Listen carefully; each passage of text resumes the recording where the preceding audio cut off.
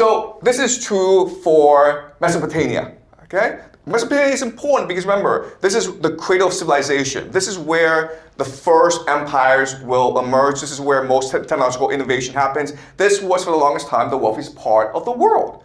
Okay, so remember, the idea of Mesopotamia is that this first city-state is Uruk, and then they will develop colonies throughout the Tigris and Euphrates, and then these colonies will come into war with each other.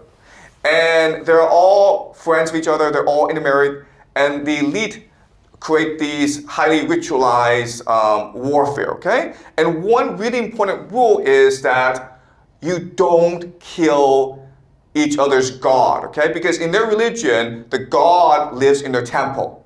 So you don't attack their temple. But guess what? All their money, all their gold is in the temple, okay? So you're not allowed to steal each other's gold. That's stupid, okay? Because now, you really don't accomplish that much with warfare.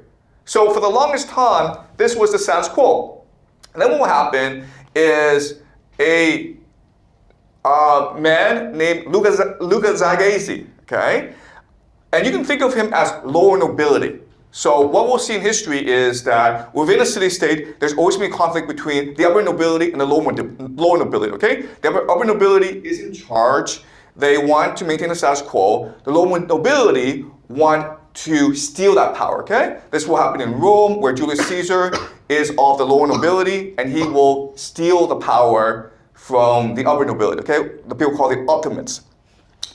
And so Lugal-zage-si is from Umma, and he's like, you know what, screw this. These rules are stupid. I want to conquer everyone. I want to be the top dog, okay? So what he's doing that's very different from previous times is he's now going and ransacking each city's temple.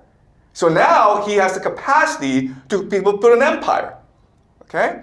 But by doing that, what happens is that the other city-states recognize him as a threat, and so they invite mercenaries from a place called Akkad to come and help them, okay? And this leads us to the first world empire called the Akkadian Empire, named by Sargon of Akkad. Now, his name is interesting. His name means legitimate ruler, which probably tells us he's not a legitimate ruler. He's probably a mercenary like David who stole the throne, okay? He saw an opportunity and he stole the throne. But this is a pattern in history where if there's competition among different city-states, the competition is not resolved amongst themselves because they have an equilibrium. So what happens is that an outsider, a mercenary, usually comes in who doesn't respect the rules, and he's able to unite everyone, okay, through innovations. So this is why the Qing dynasty, and not the Zhao or the Chu or the Wei, were able to unite all of China, because the Qing dynasty was committed to total warfare. They didn't care about your rules. They wanted to win. Okay? All right, so as you can see, the Akkadian Empire stretches throughout the Fertile Crescent, okay? Conquers Mesopotamia, modern Iraq, extends over to Anatolia, and captures a lot of the Levant, okay? But this area, the Levant, is historically the most strategic location in the world. Why? Because it gives you access to Egypt, Mesopotamia, and Anatolia. Historically, the three wealthiest parts of the world. So whoever controls the Levant is able to always threaten Egypt, okay? And for most of history, this part, the Levant, was an Egyptian colony. But remember that after the Bronze Age collapsed, Egypt was no longer able to project power in the Levant, and so the different empires fought for the Levant in order to threaten Egypt, okay? So Jerusalem is literally the center of the world. And we'll see that throughout history, people have considered Jerusalem the center of the world, both for religious reasons, but also mainly for geopolitical and trade reasons, okay? Now, the other thing to remember about this area is that it's highly competitive because it's hard to protect Mesopotamia. Okay, it's very, very wealthy, but as you can see, there are these mountain tribes over here that can always threaten Mesopotamia, okay? So this is a pattern in history where whoever established an empire in Mesopotamia is always being threatened by the mountains, the regions, the borderlands.